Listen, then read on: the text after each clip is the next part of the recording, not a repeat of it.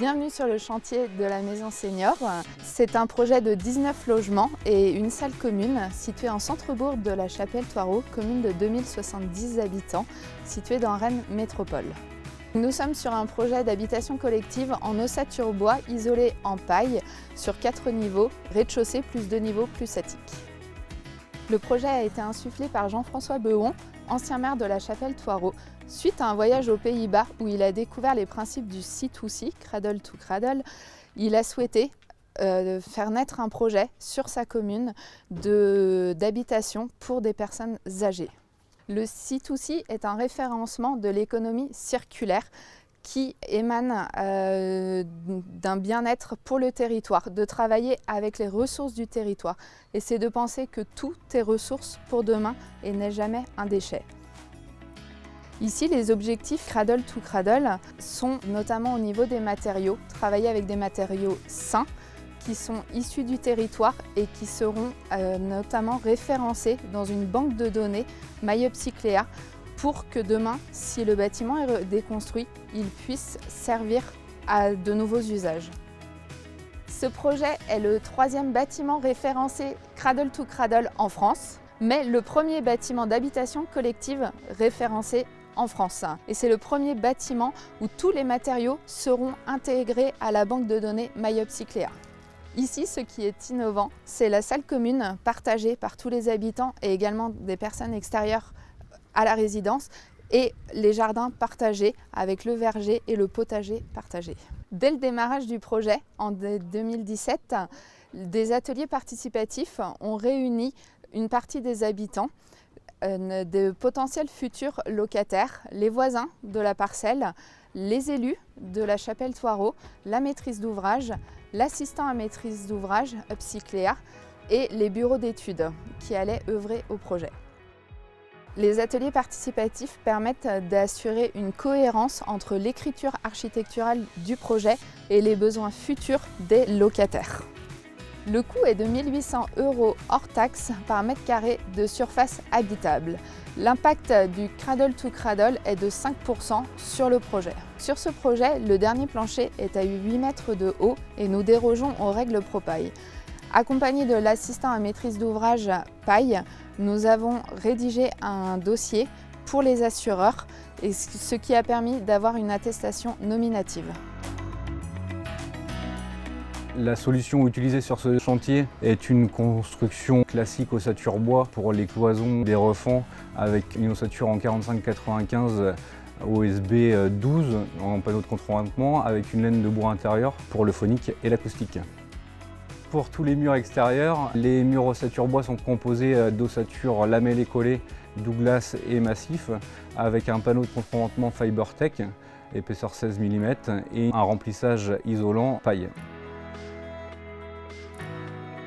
Le premier panneau du rez-de-chaussée ossature bois paille est fixé directement sur le sous-bassement maçonné par l'aide d'équerres métalliques, chevillé directement sur le sous-bassement et rattaché sur les montants ossature bois à l'aide de pointes adaptées, annelées.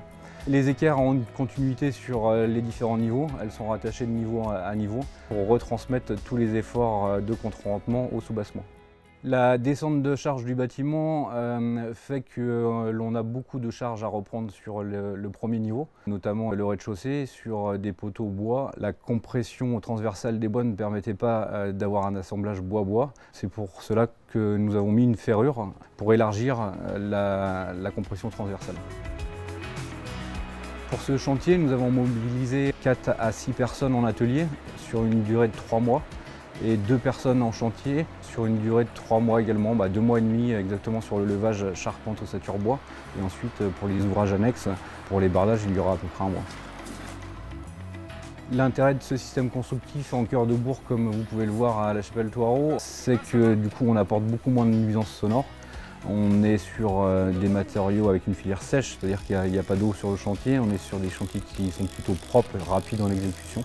Donc qui limite les nuisances par rapport aux riverains avoisinants. Les essences mobilisées sur ce chantier sont essentiellement du Douglas pour tout ce qui est partie ossature bois et solivage de plancher et du sapin pour la partie charpente. Nous sommes sur un volume total de 173 mètres cubes de bois.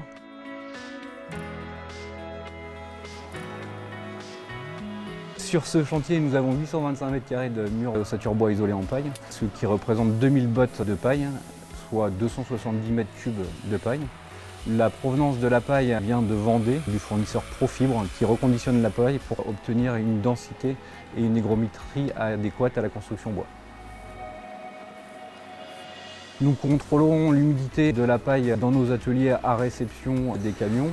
À la mise en œuvre, nous contrôlons également chaque botte avant la mise en œuvre dans les caissons et nous la contrôlons également avant fermeture des doublages pour être sûr qu'aucune cavité n'ait subi d'hygrométrie pendant la phase chantier.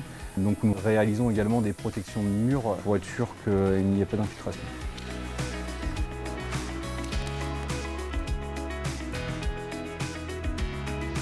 La gestion de l'humidité sur ce type de chantier est un peu différente de ce qu'on a l'habitude de faire du fait de la largeur des murs. Les murs sont beaucoup plus soumis aux intempéries. Donc nous avons pris la décision de travailler qu'avec des ferrures pour l'élevage et une fois la mise en place de ces derniers, nous mettons en place une membrane PVC comme vous pouvez le voir derrière pour la protection en tête, ce qui évite les infiltrations par le dessus des murs. Nous avons également réalisé une protection des planchers OSB par un produit de chez Siga WetGuard pour canaliser les eaux sur les différents niveaux et les évacuer au fur et à mesure des intempéries pour faire une couverture de niveau en niveau.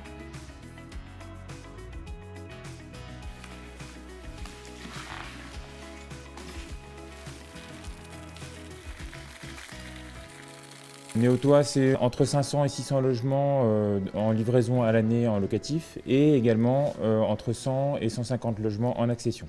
Lorsque la Chapelle Thoireau a décidé de lancer ce projet innovant d'un point de vue environnemental, avec l'objectif d'obtenir cette labellisation Cradle to Cradle, Néotoa s'est positionné favorablement. Nous avons en cours quelques projets, notamment l'extension du siège, qui est également un projet en bois paille, et également la construction d'une résidence de 21 logements sur la commune de Mordel. Ce programme, avec une construction complètement atypique, puisque construction complètement en bois, est complètement différent et sort de nos standards habituels, puisque nous construisons habituellement en briques ou en béton. De la même manière, nous prévoyons également des receveurs de douche extra plats dans les salles de bain. Nous systématisons l'installation de barres de relèvement dans les salles de bain, dans les WC. Sur le coût de l'opération, donc on est sur une opération à peu près à 1 800 € par mètre carré de surface habitable. C'est environ 300 € de plus par mètre carré par rapport à une construction traditionnelle en briques ou en béton. Néotoa a souhaité mettre un petit peu plus d'argent sur ce projet de par le côté innovant du mode constructif. Sur le montage financier de l'opération, on est sur un financement à 50% par des emprunts et on est également aidé par Rennes Métropole et l'État à hauteur de 30%. Et Néotoa met 20% sur des fonds propres.